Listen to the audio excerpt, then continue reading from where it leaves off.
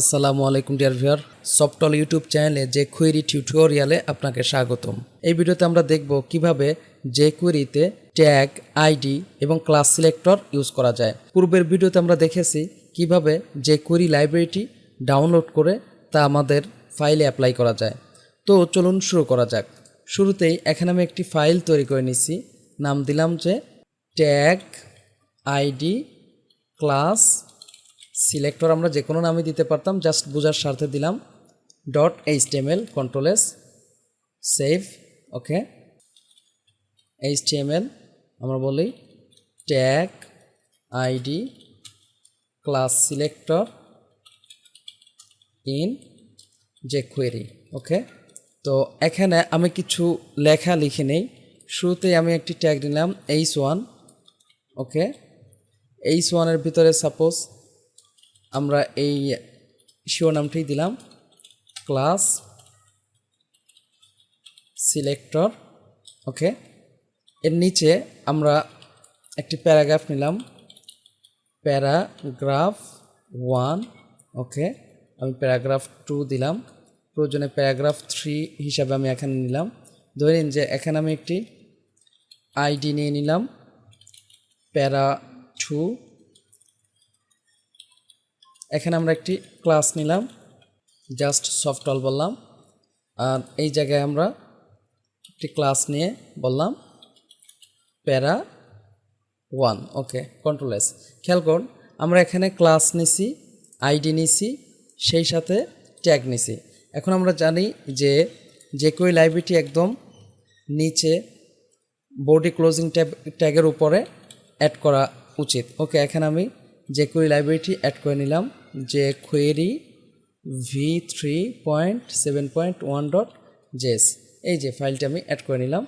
তো আমরা একটা কাজ করি, আমরা চাইলে এই কাজটা ইন্টারনালেও করতে পারি, আবার এক্সটার্নাল ফাইলেও করতে পারি। তো আমরা এক্সটার্নাল ফাইলে করি। এখানে একটি নতুন ফাইল আমরা তৈরি করে নিই, নাম দিলাম custom.js, কন্ট্রোল এস।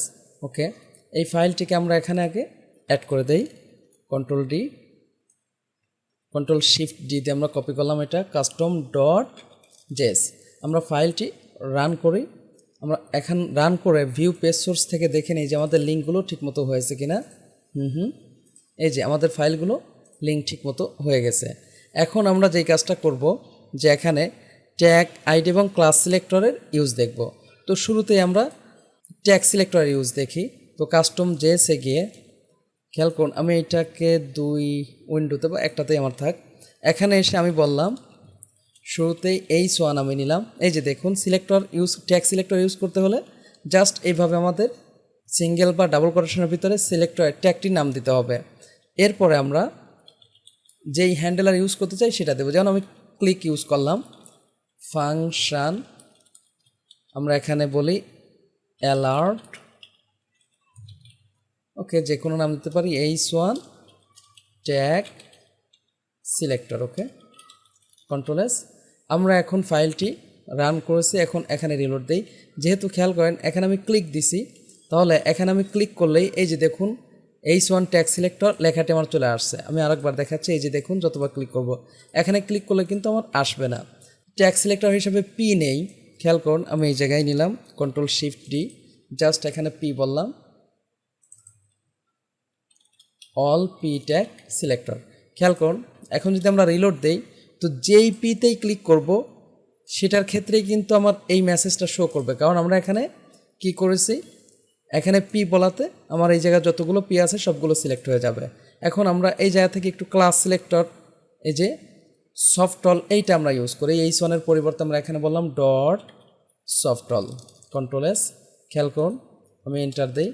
এখানে যদি এখন রিলোড দিই, এই যে দেখুন আমার কাজ কিন্তু হচ্ছে। প্রয়োজন এখানে একটু চেঞ্জ করে দেই, ক্লাস সিলেক্টর, কন্ট্রোল এস। এই যে দেখুন ক্লাস সিলেক্টর কথাটা কিন্তু আসছে। একইভাবে আমি এই যে প্যারাগ্রাফ এখানে ক্লাস নিছে, এইটাও আমি বলে দেই, জাস্ট ডট বললাম প্যারা 1, অনেকটা সিএসএস এর মতোই। তো আমরা এখানে ক্লিক করি, এই যে দেখুন এখানে ক্লিক করলে শুধু এইটাই আসবে, এইটা কিন্তু আর আসবে না। তো আমরা এখানে একটু চেঞ্জ করে দিতে পারি, ক্লাস সিলেক্টর প্যারা 1, এইভাবেই বলি বোঝার স্বার্থে। ওকে, এই যে দেখুন ক্লাস সিলেক্টর প্যারা 1, এটা কিন্তু আর আসতেছে না। তো আমরা যদি এখন এই যে আইডি সিলেক্টর নিয়ে কাজ করতে চাই তাহলে আমাদের কি করতে হবে, আমি এটাকে কন্ট্রোল শিফট ডি দিয়ে কপি করে নেই। জাস্ট এখানে আমরা বলবো হ্যাশ আমাদের কি আছে এই সিলেক্টরটার নাম, খেয়াল করুন প্যারা 2। তাহলে আমি এখানে বলে দিই প্যারা 2, কন্ট্রোল এস, আমি এখানে বললাম আইডি সিলেক্টর, যেহেতু আইডি আমরা একটাই রাখছি। এখন যদি আমরা রিলোড দিয়ে এইটাতে ক্লিক করি, এই যে দেখুন আইডি সিলেক্টর আসছে। এটাতে ক্লিক করলে কি আসবে, ক্লাস প্যারা 1 সিলেক্টর, এটাতে ক্লিক করলে ক্লাস সিলেক্টর। তো আশা করি বুঝতে পারছেন যে কিভাবে ট্যাগ, আইডি এবং ক্লাস সিলেক্টর ইউজ করা যায়।